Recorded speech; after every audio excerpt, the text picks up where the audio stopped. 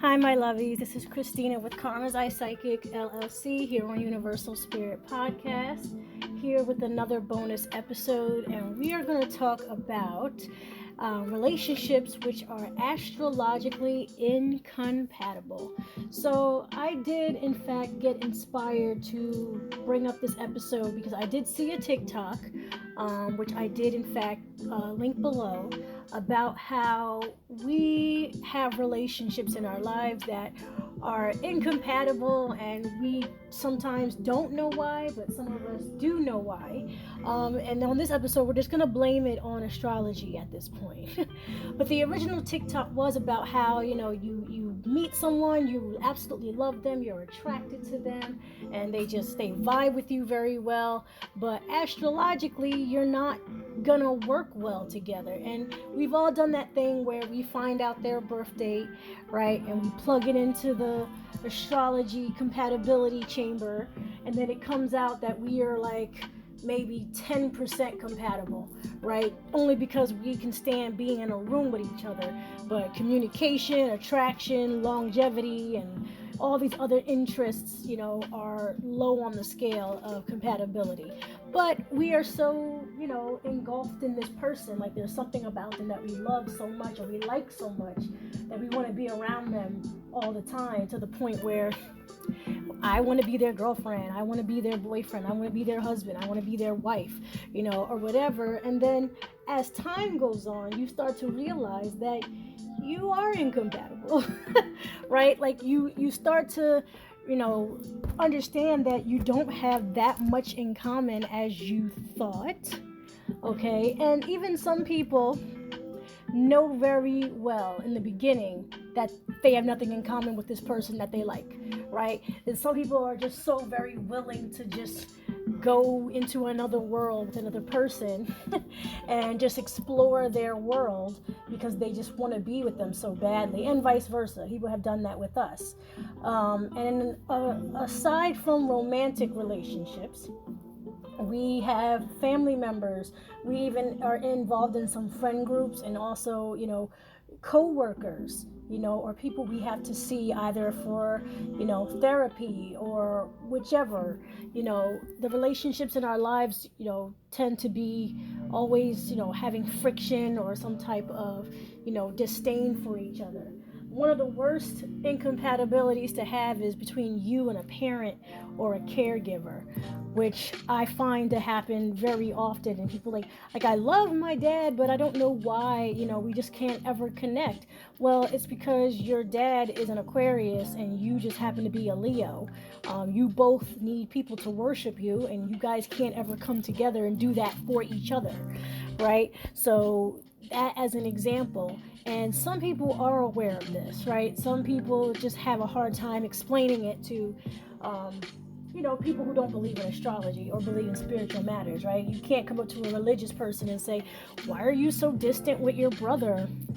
You're supposed to love thy neighbor and love your brother or whatever, but they don't realize that, your brother is a Taurus, and you are a freaking Gemini, right? And we're just like, we're not doing that, because all you're gonna do is fight over who's the smartest one in the group, right? Like, put a Taurus and a Gemini together and see what happens. They're gonna just try to top each other, like, constantly, right? And when you have those types of relationships, it's hard to explain to people who do not understand the science of astrology, right? I know it seems like such a random thing to talk about, but we all have had, right, a relationship that we damn well knew was incompatible, and we just didn't want to see it, or we wanted to ignore it and still try to make it work anyway, and then it finds its way of not working out, not working itself out in the end. Like, I'm a Capricorn, and I tend to be attracted to fire signs for some reason,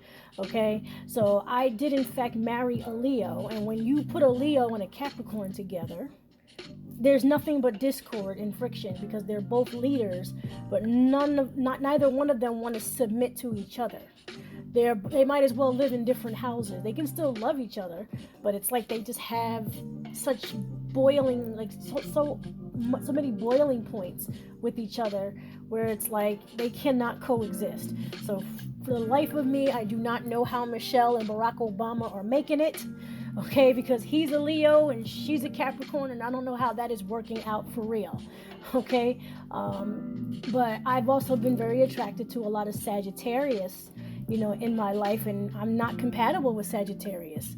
Sagittarius is a very free spirit, wanting to try new things all the time, risking a lot. And Capricorns are very calculated, very organized, boring.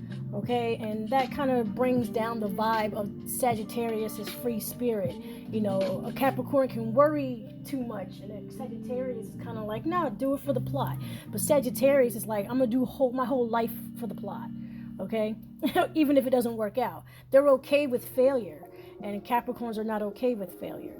So that's just on a romantic, spectrum. Just think back of all the times you've had crushes, and people that you wanted things to work with, even a boss you wanted to really impress, but you started realizing that your boss is a Virgo and it's just not going to happen. Sorry, Virgos, but you guys expect way too much. And when it comes to siblings, even siblings, parents, teachers, just any relationship in your life, definitely I do encourage people to look it up. Definitely encourage people to know the astrology of everyone in their lives. Very important how to maneuver, not manipulate, maneuver. Just how to water the waves, or somehow navigate that. Especially water signs, when they are put into a boss position and they are ruling over earth signs.